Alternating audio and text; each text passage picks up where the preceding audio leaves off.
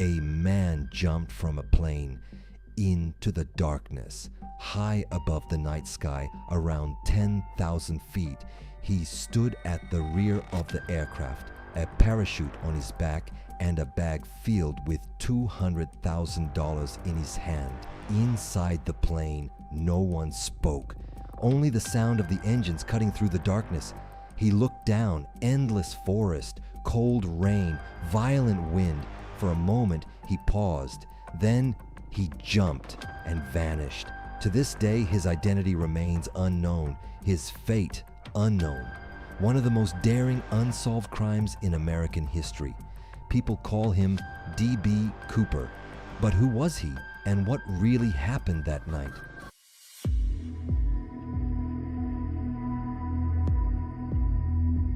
November 24th, 1971.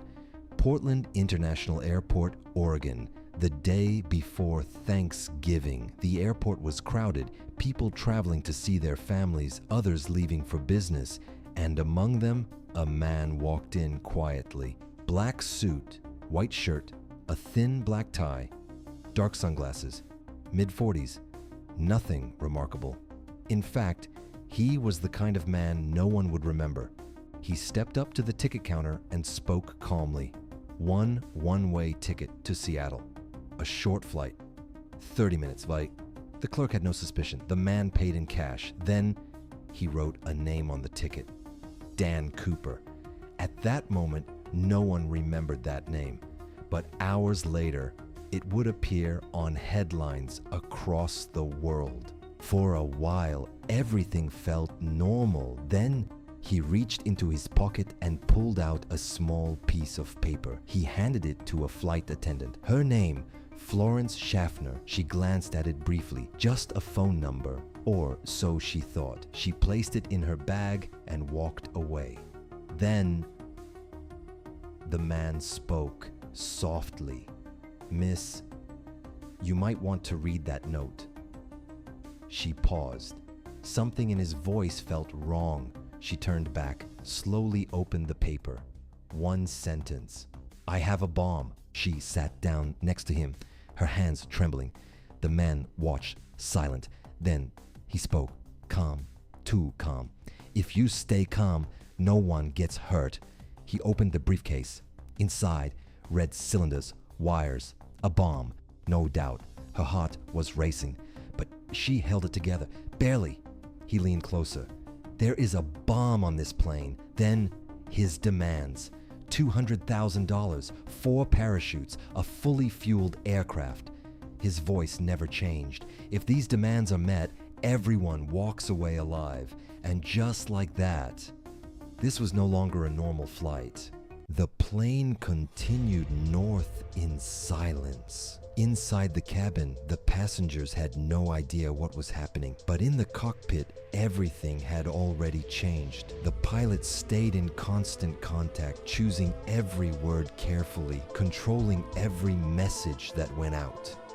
At that point, the FBI was already involved. The situation was clear. There was a man on board, and he had a bomb. Seattle was getting closer. On the ground, preparations were already in motion. Police were gathering along the runway, and vehicles lined up quietly in position. There was no panic, no noise, just a heavy, growing tension. The plane finally landed, but the doors didn't open. Inside the aircraft, the silence felt even heavier. Then slowly, the demands were met. $200,000, 4 parachutes. The bag was delivered. He checked the money, slowly and carefully, making sure everything was exactly as he wanted. Then he gave a small nod. One by one, the passengers were released. They were safe. But the situation wasn't over. Not yet. But it wasn't over. Not even close. The passengers were gone, and the cabin was now empty. Only a few people remained on board. the pilot, the crew, and him, the hijacker. He didn't rush and he didn't panic. If anything, he seemed completely in control. His voice was calm, too calm. He told them they would be flying to Mexico City. The plane took off once again, slowly rising into the night.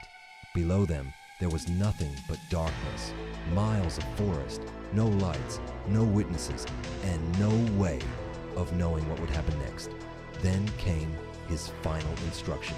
He ordered everyone into the cockpit and made it clear that no one was to come out or look back. The door closed, and just like that, he was alone, completely alone, in a plane, in the middle of the night, with $200,000 strapped to his body. Minutes passed. Then something changed.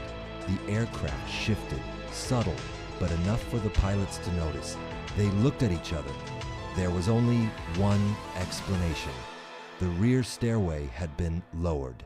At the rear of the plane, the wind was no longer just noise. It was force, violent and unpredictable, shaking the aircraft as it cut through the night. He stood at the open stairway, rain hitting his face, cold, sharp, relentless. Behind him was the safety of the plane. Ahead of him, there was nothing but darkness, endless darkness, no lights, no ground, no certainty, only air and the drop. 10,000 feet below, the forest waited, silent and unforgiving. One step forward and there would be no turning back, no second chance. For a moment, he didn't move. Was he hesitating or calculating? No one knows. Then he stepped forward and disappeared into the night. No scream, no signal, no trace. D.B. Cooper was gone.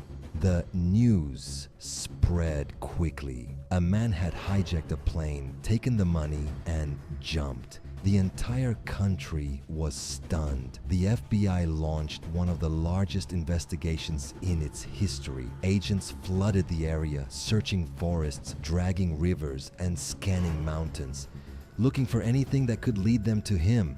A parachute, a body, even the smallest piece of evidence. But they found nothing. Days passed, then weeks, then years, still nothing. It was as if he had simply vanished. Then, years later, something unexpected was discovered. A bundle of cash buried near a riverbank. The serial numbers matched. It was part of the ransom, proof that he had been there. But instead of answers, it only raised more questions. If the money was there, then where was he? Even now, the case remains unsolved. Some believe he never survived the jump. The conditions that night were brutal. Heavy rain, freezing temperatures, violent winds, and a landing zone filled with dense forest. Survival would have been nearly impossible, but not impossible. Others believe something very different, that this wasn't a desperate act, but a carefully planned operation. Every step calculated, every risk accounted for. A man who knew exactly what he was doing. A man who chose the location, the timing, even the weather, and then walked away, disappearing into a new life, under a new identity, somewhere no one would ever think to look. So which is it? A man who died in the dark, or a man who pulled off the perfect crime? More than 50 years have passed, and still the mystery remains. No confirmed identity, no final answer, only a story of a man, a jump, and a disappearance that defies explanation. Did he survive, or did he vanish forever? No one knows, and perhaps we never will. This story ends here. But in the darkness, stories remain. Will you stay for the next one? Dark Case Hub.